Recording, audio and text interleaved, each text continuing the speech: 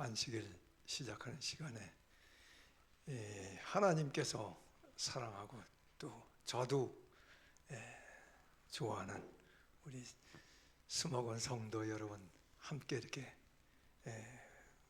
건강한 몸으로 뵙게 돼서 반갑습니다. 또 하나님의 말씀을 함께 이렇게 나눌 수 있는 그런 축복을 또 우리가 누릴 수 있어서 참 감사합니다.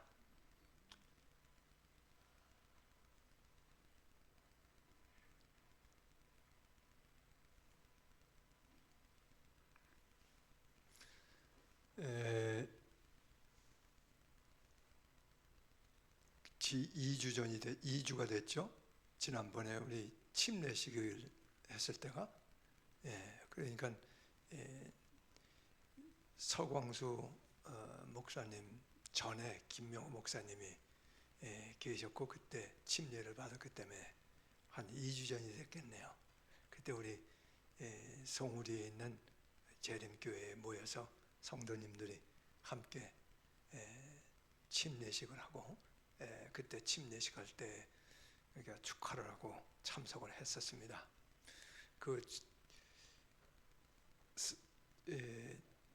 침례식을 끝난 후에 거기가 재림묘지가 가까우니까 재림묘지를 둘러보았습니다. 재림묘지에 둘러보니까 거기 우리하고 같이 지냈던 또 저희 동창이고 한 장균재 선생 묘지가 있었고 또 저희 장모님이 먼저 돌아가셨는데 장모님이 거기 계시고 장인 어른께서 살아계시면서 그 묘지에 가끔 가다 이렇게 보시면서 하던 그런 생각이 좀 떠올랐습니다. 그리고 또 거기에는 저하고 같이 저한테 성경 공부를 그렇게 해달라고 그러면서 쫓아다니던 그렇게 몇 년 동안 제가 나올 때마다 그냥 찾아오고 전화를 하고 그러던 임거령 집사님이 거기에 누워 계시더군요. 근데 저도 예배 없이 거기 포천은 아니지만 무덤에 가겠더라고요. 제가 그냥 무심코 지내는데 가만히 생각해 보니까 나도 언젠가는 떠나는구나. 우리 모두는 떠납니다. 무덤에 갑니다. 악한 자도 무덤에 가고 선한 일을 해도 무덤에 갑니다. 교회에 열심히 참석해도 무덤에 가고 또 도덕적, 종교적으로 선행을 해도 무덤에 가고 아주 이 땅에서 악랄하게 살아도 똑같이 무덤에 갑니다. 예외가 없습니다. 그런데 뭐 다른 사람이 가는 게 아니라 저도 간다고 생각하니까 좀 생각이 좀 달라져요. 여러분은 어떻습니까? 우리 예외 없죠? 모두 가죠? 오늘 아침에 일어났는데 제가 학교에 문자를 보니까 삼육대학 1960년대와 70년대 정말 삼육대학 경제적으로 어려웠습니다. 참 힘들었습니다. 근데 그때 삼육대학 그때는 대학교가 아닙니다. 대학입니다. 유니언 칼리지. 선교사로 와가지고 아주 수고를 하시던 조지 헤일리라고 하는 분이 선교사로 와가지고 그 사모님하고 같이 그 어려운 시절에 저희들과 같이 동고동락하고 또 미국에서 목장 소를 가져와서 이렇게 키우고 목장을 세우고 운영을 하고 책임자로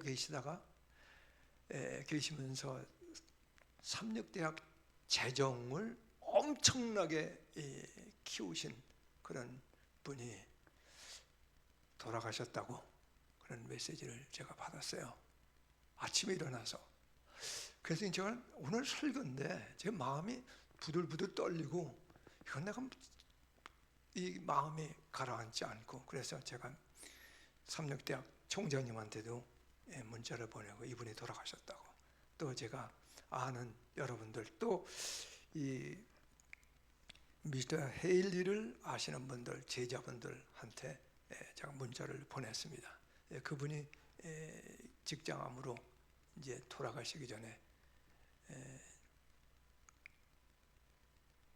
제가 방문을 수술을 하시기 전에 제가 방문을 했었어요. 그리고 미국에 왔는데 와서 우리 아버님이 병원에 계시던 도저히 몸이 견디지 못해서 집에 와서 쉬느라고, 그래서 제가 한 일주일 전에 열흘 전에 통화를 했습니다. 그랬더니 내가 지금 많이, 영어로는 much better, 그런데 much better이라고 하는 말이 통증이 가라앉았다는 뜻인지 건강이 더 좋아졌다는 뜻인지 그건 잘 모르겠어요. 내가 지금 much better이라고, 그래서 그러신가 보다 그랬더니 오늘 아침에 문자를 봤더니 여기 시간으로 어제 오전 11시 30분에 돌아가셨다고 하는 문자를 받았습니다. 제가 이 말씀을 이렇게 준비하면서 그분도 떠났지만 나도 떠나는구나, 예외가 없구나, 틀림없이 떠나는구나. 근데 성경은 우리에게 떠난다고만, 무덤에 간다고만 이야기하지 않고 우리가 살아난다고 하는 메시지를 주고 있습니다. 확실히 우리가 살아난다 하는 메시지를 주고 있습니다.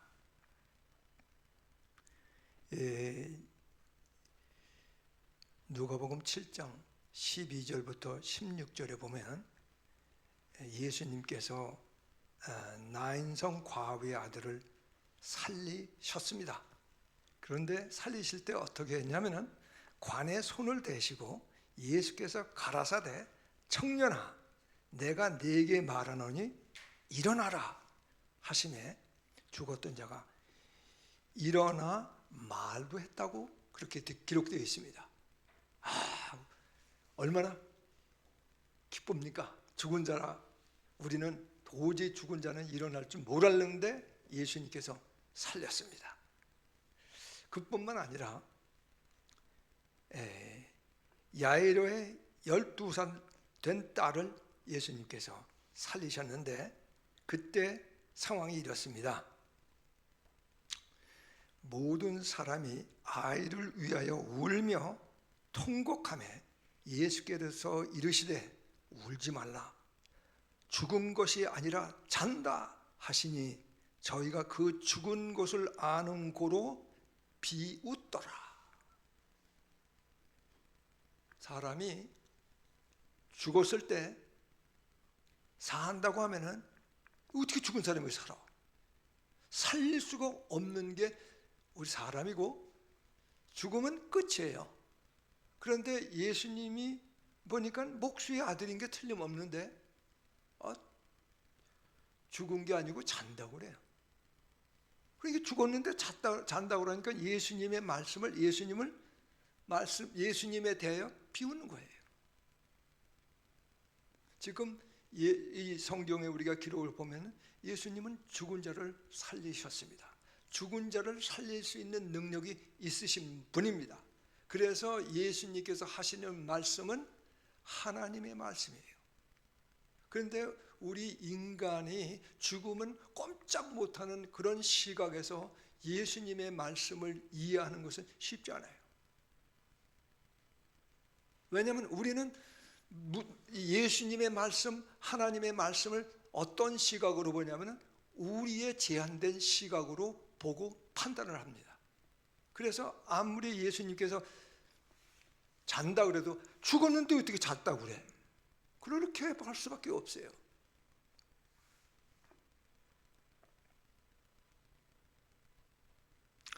예수께서 아이의 손을 잡고 불러 가로되 아이야 일어나라 하시니 그 영이 돌아와 아기가 곧 일어나거늘. 예수님께서 일어나라 라고 말씀하셨는데 일어났어요. 그뿐만 아니라 죽은 지 4일 된 나사로를 무덤에서 예수님께서 살리셨습니다. 요한복음 11장 43절 44절에는 다음과 같은 말씀이 있습니다. 이 말씀을 하시고 큰 소리로 나사로야 나오너라 부르시니 죽은 자가 수족을 배로 동인 채로 나오는데 그 얼굴은 수건에 쌓였더라. 저는 이 세 말씀을 이 사람 살리는 그 기록을 보면서 좀 생각을 해봤습니다. 살았을 때는 우리가 안 죽으려고 발버둥합니다. 오래 좀 살라고. 근데 우리 모두는 안 죽으려고 해도 선한 일을 한 사람이든 악한 일을 한 사람이든 다 무덤에 갑니다. 그 다음에 무덤에 간 다음에는 그 사람이 그만이에요. 우리가 무덤에 가면은 우리는 그만이에요. 이 죽은 사람이 나사로가 안 일어나려고 무덤에서 발버둥 쳐도 예수님께서 부르면 나오는 거예요. 우리가 무덤에 가면은 우리는 예수님께서 불러주면은 일어나는 거고 안 불러주면은 안 일어나는 거예요. 우리의 운명은 누구한테 달려있냐면 하나님한테 달려있어요. 사람을 살리시는 예수님한테 손에 달려있어요. 안 죽고 싶어도 우리 모두는 무덤에 끌려가듯이 우리의 운명은 예수님께서 살리려고 맘만 먹으면 다 살아나게 되어 있습니다.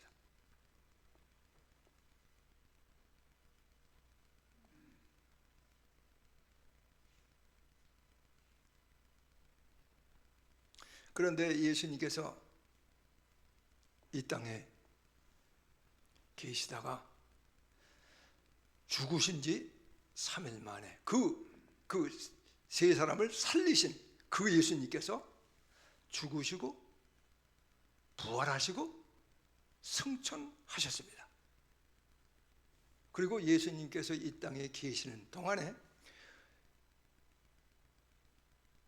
제자들을 만나서 생선도 잡수시고 대화도 나누고 다락방에 문 닫고 있을 때도 들어오셨다가 나가시기도 하고 사람의 눈에 보이기도 했다가 안 보이기도 하고.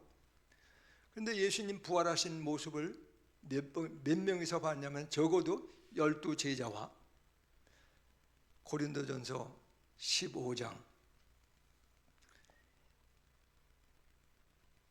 5절에는 일시에 500여 명에게 보였다고 했습니다. 일시에. 그러니까 여기서 한두 명, 여기서 한두 명 이렇게 해서 총 합쳐서 500명이 아니고 500명이 모여 있는 곳에 예수님께서 부활하신 모습을 보이셨습니다. 그리고 부활하신 예수님께서 제자들이 보는 앞에서 하늘로 승천하셨습니다. 하늘로 올라가셨습니다. 이 땅에 40일 동안 제자들과 함께 계셨다고 고린도전서 사도행전 1장 3절에는 그렇게 나와 있습니다. 그런데 예수님께서 하늘로 올라가실 때에 제자들이 보고 있더니 주변에 흰옷 입은 두 사람이 이야기하기를 갈릴리 사람들아 어찌하여 서서 하늘을 쳐다보느냐. 너희 가운데 들리우신 예수는 하늘로 가심을 본 그대로 오시리라. 예수님께서 어떻게 하신다고요? 다시 오신다고요. 하늘로 올리우신 그 예수님 다시 오신다. 네, 우리가 예수님이 우리가 믿든 안 믿든 상관없이 예수님은 다시 오십니다. 왜냐하면 그거는 하나님의 계획이니까요.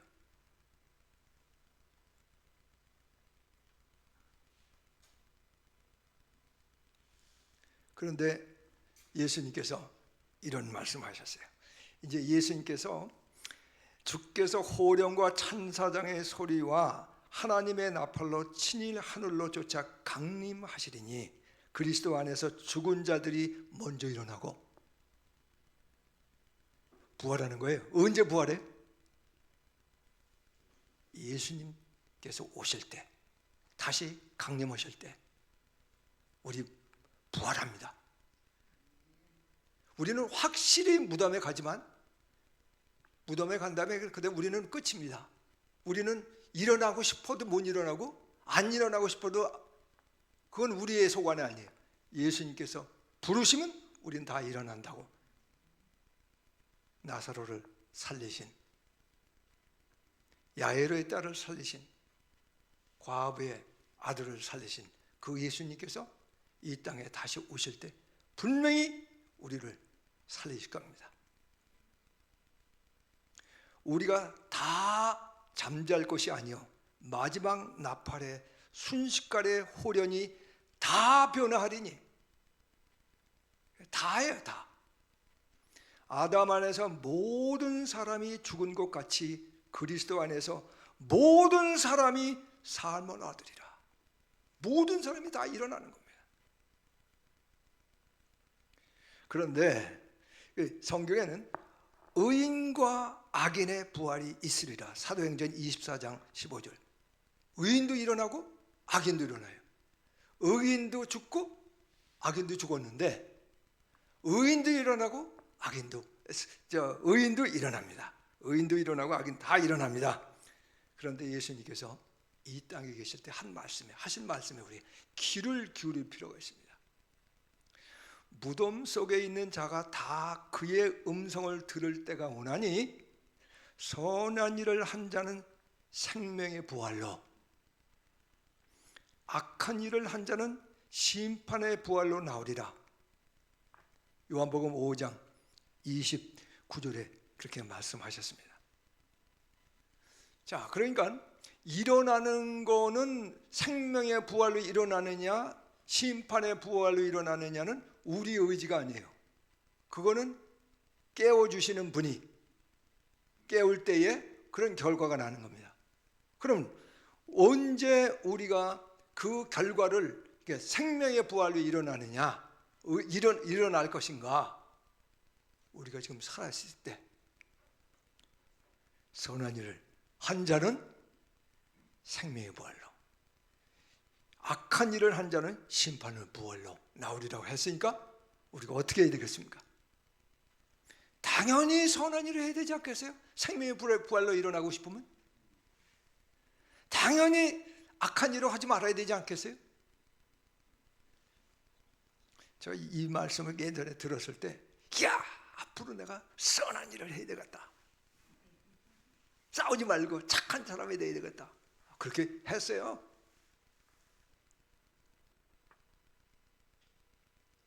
그런데 성경을 열심히 읽다 보니까 예수님께서 하신 선한 일과 악한 일을 한 자, 이게 조금 다르게 보여요.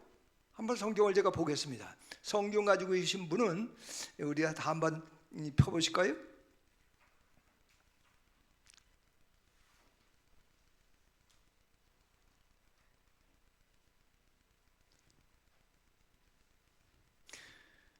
지금 읽은 성경절은 요한복음 5장 29절에 있는 말씀이에요. 그런데 같은 5장, 요한복음 5장 24절에 한번 볼까요? 24절 제가 읽겠습니다. 내 말을 듣고 또 나 보내신 이를 믿는 자는 영생을 얻었고 심판에 이르지 아니하나니. 심판의 부활로 일어나서 심판을 받지 아니하는 사람이, 심판에 이르지 아니하는 사람이 어떤 사람입니까? 내 말을 듣고 또 나 보내신 이예요. 그러니까 내 말을 듣고 나 보내신 이를 믿는 것이 선한 일이에요. 성경에서는 우리가 생각할 때에 도덕적으로 종교적으로 선한 일을 많이 하면은 생명의 부활로 일어날 것처럼 생각되지만, 성경에서 예수님께서 하신 말씀에 의하면은 내 말을 듣고 또 나 보내신 이를 믿는 것, 믿는 자가 선한 일을 하는 거예요. 그런 사람은 심판에 이르지 않는다고 분명히 예수님께서 말씀하시고, 영생을 얻을 것이다가 아니고 영생을 얻었다라고 말씀하셨습니다.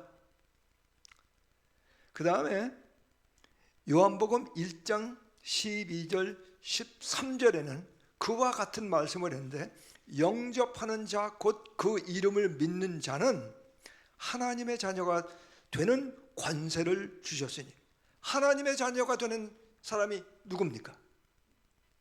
하나님의 자녀가 되는 사람이 누굽니까? 영접하는 자 곧 그 이름을 믿는 자, 예수 그리스도를 영접하는 자예요. 그게 선한 일이에요. 그 다음에 요한복음 3장 16절, 하나님이 세상을 이처럼 사랑하사 독생자를 주셨으니 이는 저를 믿는 자마다 멸망치 않고 영생을 얻게 하려 하심이라. 그러므로 우리가 생명의 부활로 일어나려면 선한 일을 해야 돼요. 예수님께서 볼 때에, 사람이 볼 때 선한 일은 남하고 싸우지 않고 남한테 자선을 베풀고 종교적, 도덕적으로 선하게 사는 것이 선한 일이에요. 그러나 하나님께서 볼 때, 하나님의 눈에 하나님께서 우리를 볼 때는 그렇게 보지 않으세요. 예수를 믿는 사람을 선한 사람, 선한 일을 하는 사람으로 보고, 예수를 하나님의 아들로 믿지 않는 사람은 영생도 없고 생명의 부활에 일어나지도 않고 악한 사람이라고 예수님은 그렇게 보고 계십니다.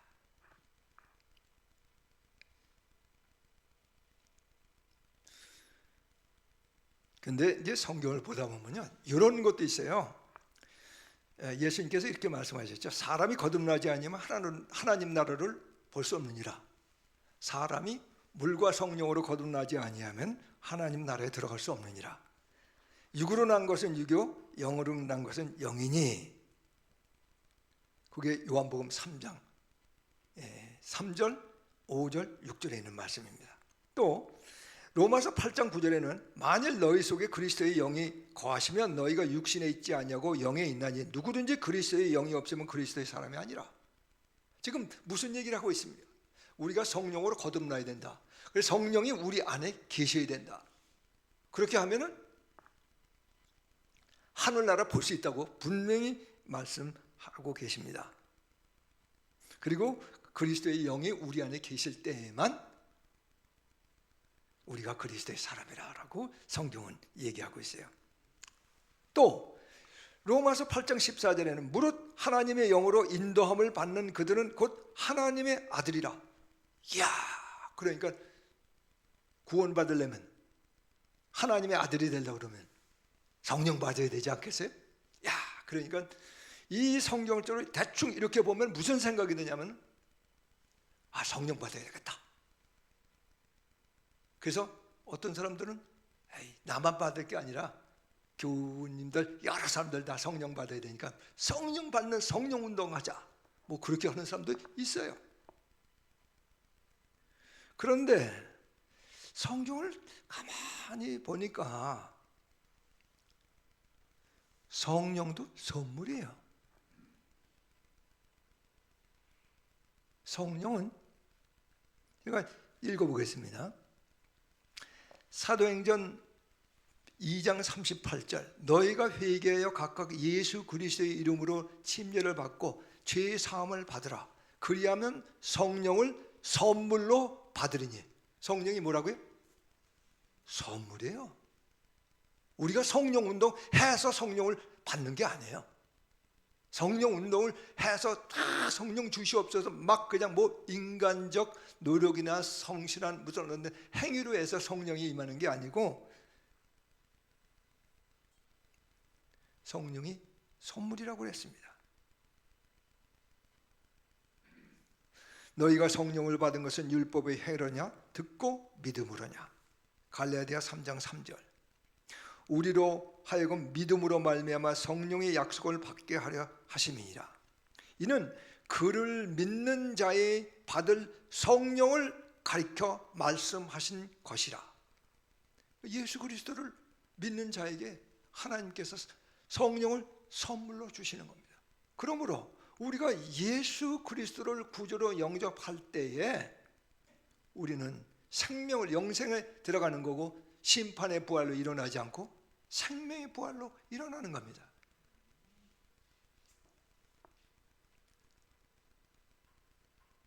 제가 마태복음 22장 1절부터 14절에 있는 말씀을 좀 생각해 봤습니다.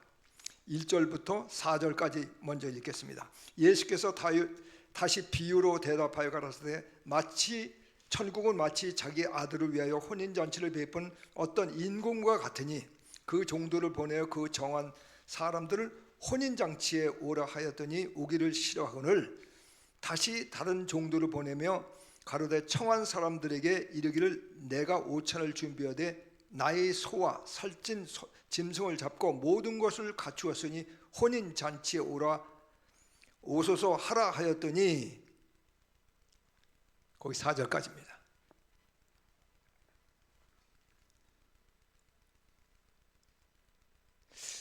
그 10절부터는 사거리 길에 가서 사람을 만나는 대로 혼인잔치에 청하여 오너라 한데 종들이 길에 나가 악한 자나 선한 자나 만나는 대로 모두 데려오니 혼인자리에 손이 가득한지라. 임금이 손을 보러 들어올새 거기서 예복을 입지 아니하는 한 사람을 보고 가로되 친구여 어찌하여 예복을 입지 않고 여기 들어왔느냐 하니 저가 유구무원이온을 임금이 사환들에게 말하되 그 수족을 결박하여 바깥 어두움에 내어 던지라. 거기서 슬피 울며 이를 감이 있으리라 하니라. 청함을 받은 자는 많되 택함을 받은 자는 적으니라. 저는 이 말씀 지난번에 여기서 설교를 했고 또 다른 목사님들도 설교를 많이 했기 때문에 이거를 다 설명할 마음은 없습니다. 여기서 제가 질문이 있습니다. 예수께서 비유로 말씀하셨어요. 천국에 관해서 비유로 말씀하셨어요. 그런데 임금이 자기 아들 혼인잔치에 손님을 초청하는 걸로 시작됩니다. 비유예요. 그러면 천국에서 임금은 누구고 아들은 또 누굽니까? 임금의 아들은 누굽니까? 우리가 금방 생각할 수 있지 않겠어요? 임금은 아버지 하나님, 또 이 아들은 예수님. 우리 이렇게 금방 생각할 수 있습니다. 천국 얘기하는 거예요. 그런데 혼인잔치를 한대요. 예수님이 결혼을 해? 예수님이 남자인데 그럼 여자는 누구야? 신부는 과연 누굴까? 그런 게 이제 질문이 있는 겁니다. 그 다음에 혼인잔치를 하는데요. 혼인잔치는 과연 뭐며, 그 다음에 또 여기에 이제 이 사거리 길거리에 가서 사람을 만나는 대로 혼인잔치에 청하여 오너라 했는데 악한 자나 선한 자나 만나는 대로 모두 데려오니 그 안에 들어와 있는 사람들은 악한 자나 선한 자 다 들어와 있어요. 그런데 들어와 있는데 임금이 손님을 보러 이렇게 와가지고 내쫓을 때 보니까 예복을 입지 않은 사람을 내쫓았어요. 그러면은 천국에서 쫓겨나는 사람이 바깥 어두움에 내버려져 슬피 울며 이를 갈미 있을 그 사람은 비록 그 사람이 선하다 할지라도 예복 안 입은 사람이에요. 비록 그 사람이 악하다 할지라도 예복을 입은 사람은 쫓겨나지 않았습니다. 그러면 그 예복은 과연 뭘까? 여기서 이제 질문이에요. 그래서 이 문제를 좀 생각하다가 어디로 갔냐면은 계시록을 봤습니다. 계시록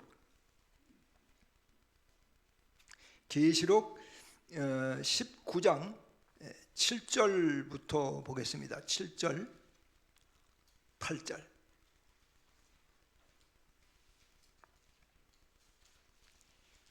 제가 읽겠습니다. 어린 양의 혼인 기약이 이르렀고 그 아내가 예비하였으니 그에게 허락하사 빛나고 깨끗한 세마포를 입게 하셨은즉 이 세마포는 성도들의 옳은 행실이로다. 이렇게 나왔어요. 그러니까 여기에서 어린 양의 혼인 기약이 이르렀고 그 아내가 예비하였으니, 그런데 그 아내가 누군지 아직 몰라요. 그리고 그에게 허락하사 빛나고 깨끗한 세마포를 입게 하셨으니, 이게 그 예복을 입는 게 틀림없는 거예요. 그 예복은 세마포예요. 여기 계시록에 의하면은. 근데 그 세마포는 빛나고 깨끗해. 그리고 그 빛나고 깨끗한 것이 성도들의 옳은 행실이래요.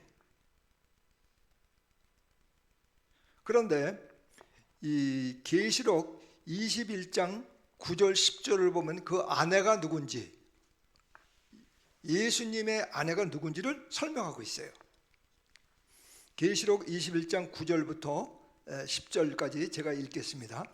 천사 중 하나가 나와서 내게 말하여 가로되 이리 오라. 내가 신부 곧 어린 양의 아내를 네게 보이리라 하고 성령으로 나를 데리고 크고 높은 산으로 올라가 하나님께로부터 하늘에서 내려오는 거룩한 성 예루살렘을 보이니, 어린 양의 신부 곧 어린 양의 아내가 누굽니까?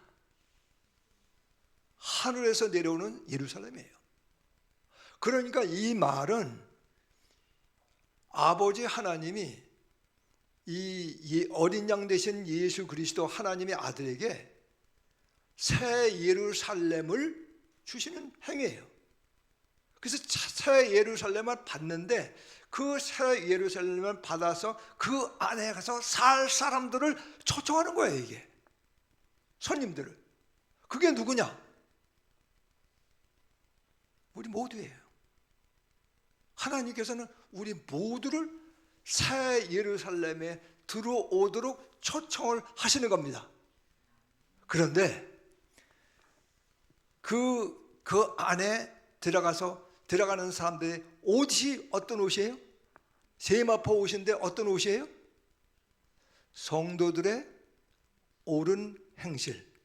이걸 보면요, 금방 무슨 생각이 드냐면, 이것도 또 옳은 행실이라 했으니까 내가 올바르게 성실하게 살아야 되지 않느냐라는 생각을 갖게 돼요. 그런데 예수님께서 비유로 마태복음 22장에 비유로 말씀하시면서 말씀하여 가라사대 세마포를 예복을 입지 않은 사람을 내쫓았다 그랬어요. 악한 자나 선한 자나 내거리에 가다가 그냥 붙들려서 잔치집에 이렇게 들어와 있는데 그 사람들이 어디에서 예복을 구했을까요?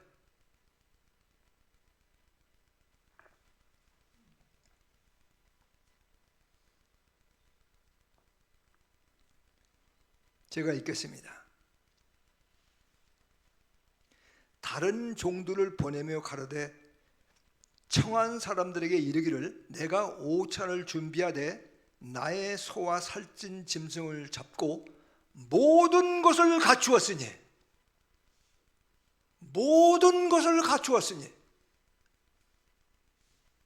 그 예복은 누가 갖추었다고요? 하나님께서 준비하신 겁니다. 하나님께서 모든 것을 준비하셨습니다. 예복을 준비하셨습니다. 세마포를 준비하셨습니다. 성도들의 옳은 행실까지도 준비하셨습니다. 하나님께서 우리가 그래도 내가 착하게 살아야 되는 거 아니야? 옳은 행실을 내가 열심히 노력해서 예수님 재림의 날 내가 구원을 받아야 되겠다고 하는 것은 하나님께서 예비하신 세마포를 입는 게 아닙니다. 하나님께서 예비하신 예복을 입는 게 아닙니다. 하나님께서 준비하신 이 예복, 성도들의 옳은 행실, 그것은 하나님께서 준비하셨어요. 여러분, 우리 모두 예수님께서 분명히 우리에게 선물로 준비하신 것, 그걸 믿음으로 붙드십시다. 우리 자신의 종교적 선행이나 도덕적 선행에 노력해서 좀 어제보다는 내가 나아지고 20살 때보다는 40살이 때는 더 나아지고 60살 때 더 나아지고 그렇게 생각하지 마시고 하나님 보시기에 우리가 선한 일을 한 자는 오직 예수 그리스도를 구주로 영접하는 자뿐입니다. 그리고 하나님께서 우리에게 성령을 선물로 주십니다. 그리고 성령의 열매가 나타나는 것이 선한 행실입니다. 그건 내게 아니에요. 그거는요. 하나님께서 이미 준비하셨습니다. 예수님께서 분명히 우리를 위하여 모든 것을 갖추었으니 오라고 초청하셨습니다. 얼마나 감사합니까? 저한테 제가 구원을 받을 수 있는, 지난번에 여기 김명 목사님 오셔서 우리가 예수님 재림을 위하여 준비할 게 있습니까? 준비할 수 있습니까? 그랬더니 할 수 있습니다. 저 혼자만 그렇게 큰 소리 외쳤습니다. 아시죠? 왜 그러냐?